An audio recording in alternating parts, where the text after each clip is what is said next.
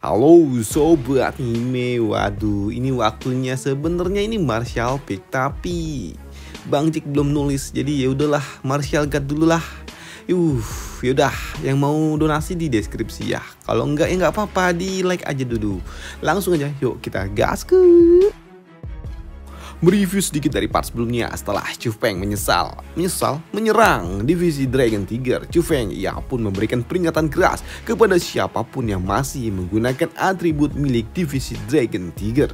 Ya, Chu Feng akan mengejar dan juga menghajar mereka sampai mampus. Dan keesokan harinya di depan gerbang wilayah milik sekte ataupun divisi Asura ramai sekali orang yang datang.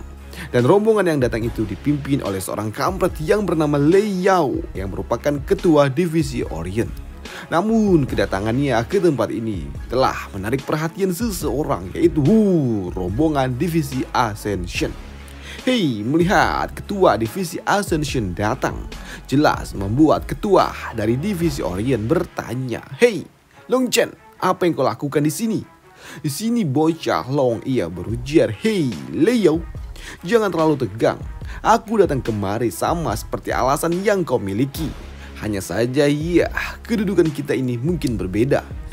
Mendengar hal itu membuat bocah Lei ia pun tahu apa maksud dan itu jelas membuatnya sangat kesal. Long Jeng, kau sepertinya ingin ikut campur dengan urusan kami. Aku Lei Yao tidak takut dengan dirimu. Mendengar hal itu membuat bocah Long ia berujar, ya, aku tahu kalau kau tidak takut dengan diriku. Begitu juga dengan aku. Kau pikir aku takut denganmu?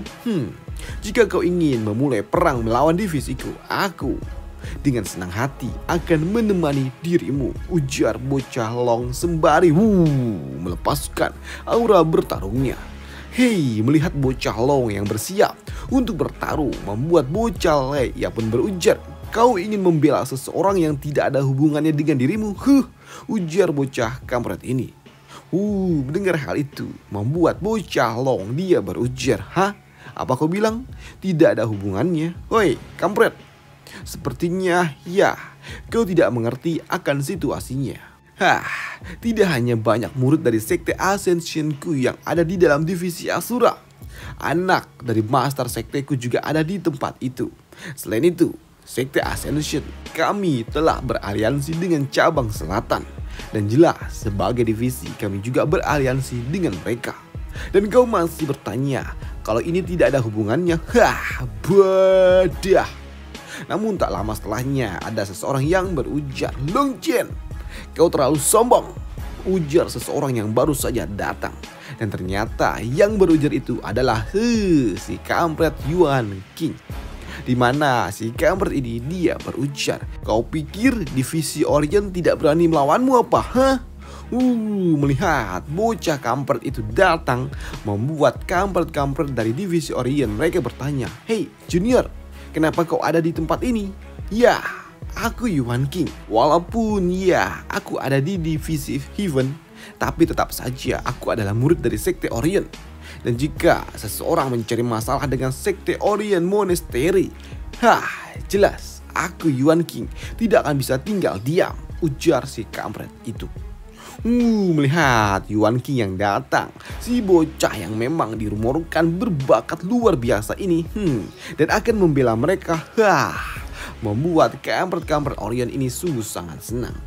Baiklah, jika kita bertarung dengan sungguh-sungguh, kita akan dapat meratakan divisi Asura ini. Dan jika saja dewa mencoba untuk menghalangi jalan kita, kita akan membunuh dewa itu sekalian. Ujar si kampret ini. Sedangkan untuk si kampret Yuan King yang merasa kalau dirinya jago, membuatnya berujar, Long Chen, apakah kau dengar apa yang dikatakan oleh seniorku? Tidak peduli apa hubunganmu dengan divisi Asura, kami tidak keberatan jika memang harus bertarung dengan divisi Ascensionmu. Dan akan kutegaskan sekali lagi, apakah kau berencana untuk ikut campur apakah tidak? Gertak dari si kampret Yuan King itu. Ya, digertak oleh Yuan King sempat membuat mereka semua sedikit goyah mengingat status rumor yang dimiliki oleh Yuan King.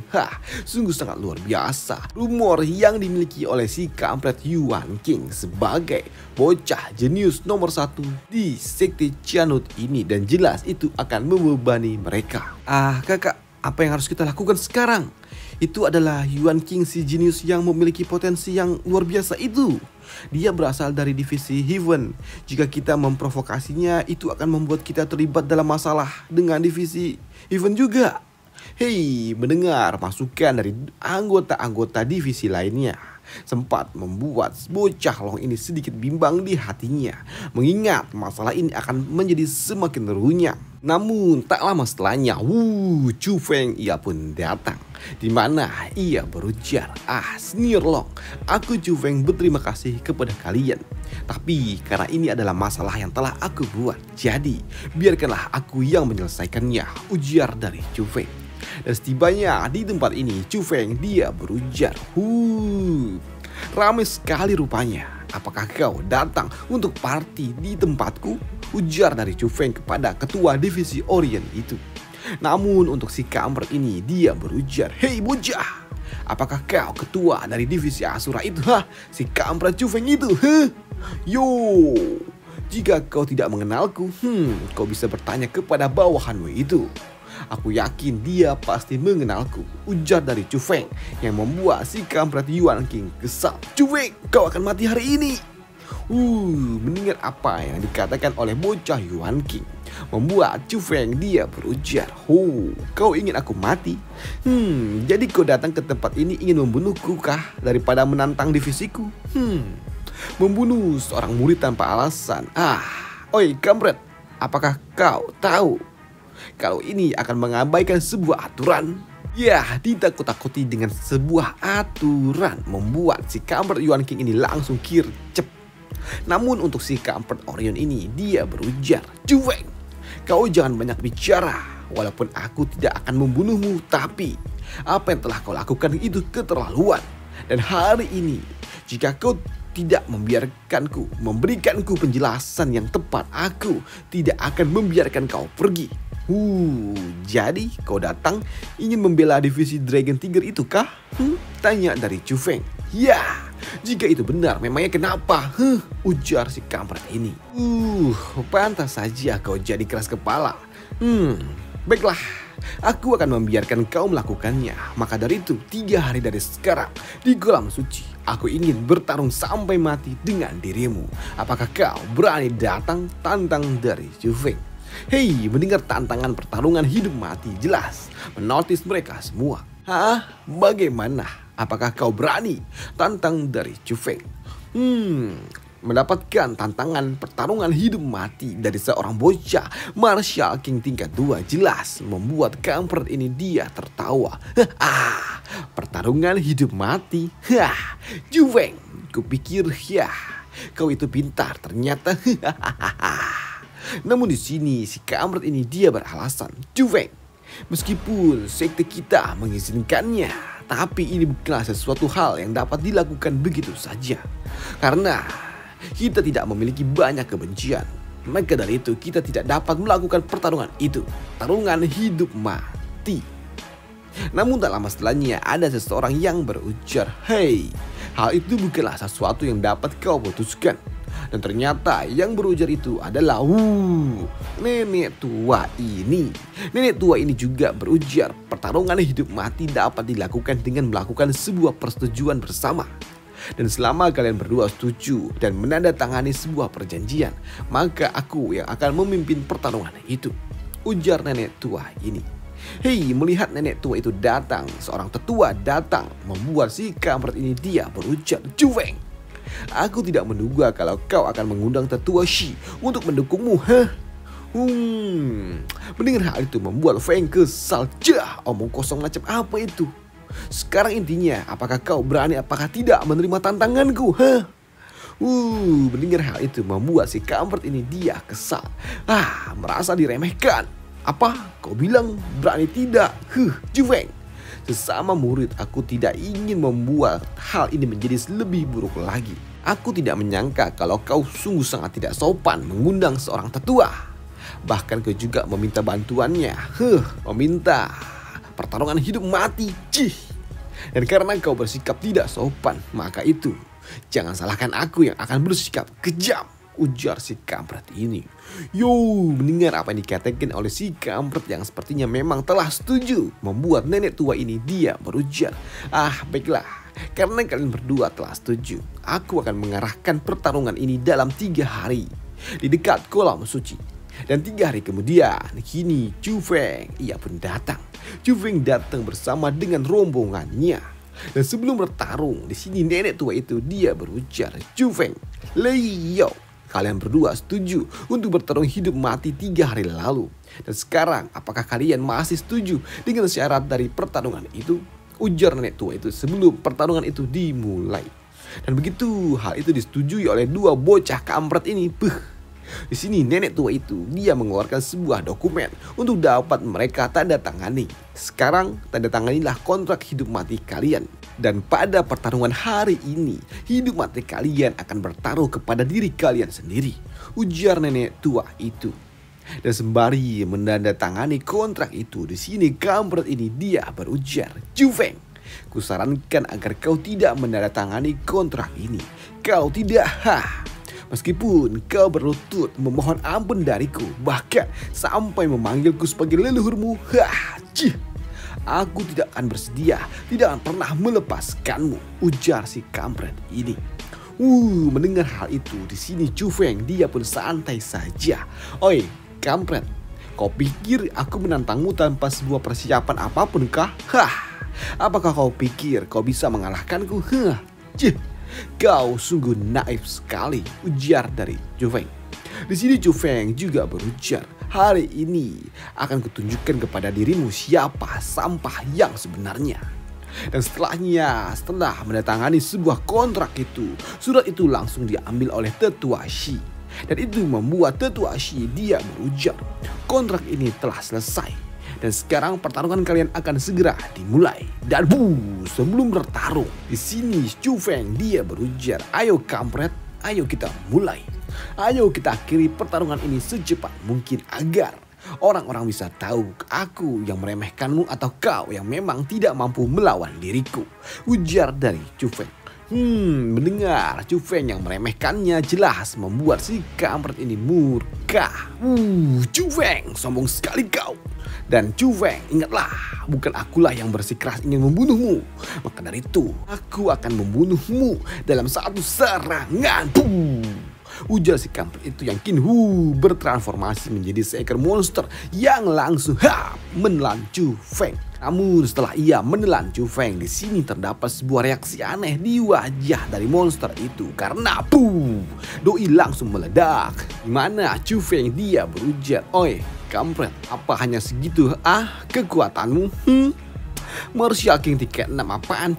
Ujar dari Chu Feng. Ternyata pertarungan yang dilakukan oleh Chu Feng dan juga si kampret Lei tidak hanya disaksikan oleh para murid-murid. Di sini bahkan para tetua utama mereka pun datang untuk melihat. Lihat petir itu. Itu sangatlah kuat. Chu Feng dia mendadak memiliki aura dari Martial King tingkat 4. Tapi kurasa itu bukanlah berasal dari kekuatannya yang telah ia sembunyikan. Ini lebih seperti dia menggunakan metode spesial yang ia miliki. Apakah ini adalah skill rahasia miliknya atau jangan-jangan ini adalah skill tabu miliknya? Apa-apaan ini?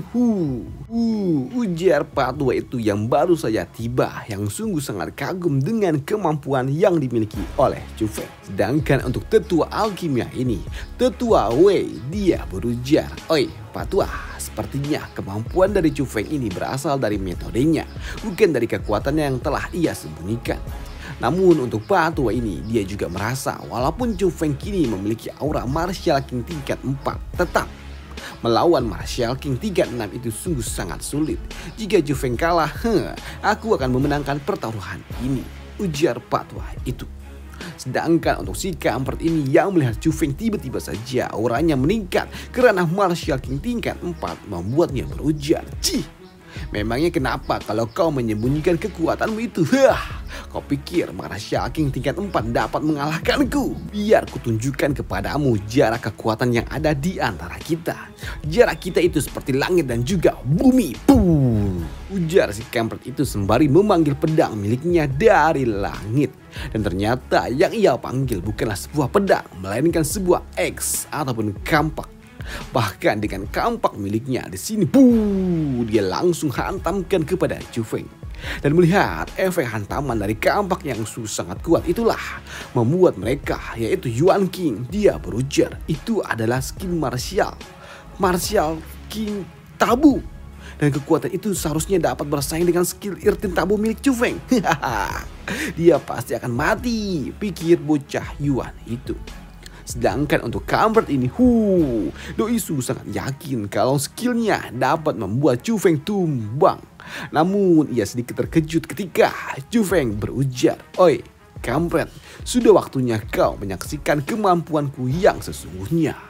Karena di sini dari atas sana, Chu Feng dia bersiap melepaskan skill martial mortal tabu miliknya, yang membuat si kampret itu ia pun tahu kalau ini adalah sangat berbahaya jika ia terkena langsung. Maka dari itu ia pun menyiapkan kampak miliknya untuk beradu kekuatan dengan skill milik Chu Feng. Dan jelas melihat hal itu, melihat skill tabu miliknya dapat dilahap dengan skill tabu milik Chu Feng, membuat si kampret ini shock.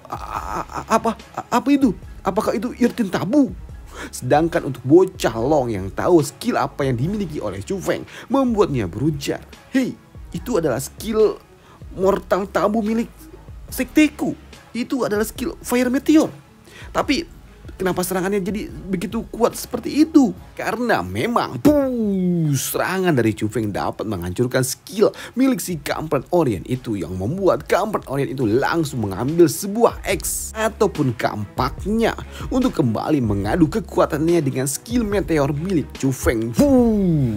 Chu Feng kini akan menjadi hari peringatan kematianmu. Ya, serangan si kampret itu dapat dihentikan oleh Chu Feng. Bahkan Chu Feng ia berhasil menghajar, mengempaskan si kampret Orient itu hingga terhempas ke tanah. Bahkan dengan skill apa yang telah dilakukan, yang telah diberikan oleh Chu Feng, dapat memanggil sebuah ular-ular aneh yang menyelimuti si kampret Orient itu. Walaupun ular-ular yang membelit itu dapat dihancurkannya, tetapi tetap saja memberikan Chu Feng sedikit waktu untuk menebas si kampret Orient itu. Ya, walaupun di sini Chu Feng tidak langsung membunuhnya, di sini Chu Feng dia berujar, "Oi, kampret Leo, sekarang kau tahu kan siapa yang bodoh di antara kita?" Chu Feng, ya kau menang dan aku kalah. Jadi tolong lepaskan aku. Kita ini berada di sekte yang sama. Jadi berikan aku kesempatan dan jangan membunuhku, ujar si kampret ini yang tahu kalau dirinya tidak mungkin lagi dapat menang dari Chu Feng. Melihat si kampret ini yang bicara manis seperti ini karena ia takut akan kematiannya, membuat Chu Feng dia berujar, jadi kau rupanya takut mati juga. Lantas kenapa kau malah membuat kontrak hidup mati? Dasar sampah. Namun sebelum Chu Feng menghajarnya, muncul para tetua yang akan mengganggu, menghalangi niat Chu Feng untuk segera menghabisi nyawa si kampret Orient ini, yang akan membuat Chu Feng terlibat sebuah perselisihan dengan para tetua nantinya. Dan ini adalah awal dari perselisihan Chu Feng dengan para tetua yang akan dibahas di part selanjutnya. Dan sampai jumpa, bye, thank you. Dan terima kasih yang udah nonton dan bantu like, dan terima kasih untuk semua penonton yang masih setia di channel Bang Jack ini. Dan sampai jumpa di part selanjutnya. Bye, thank you.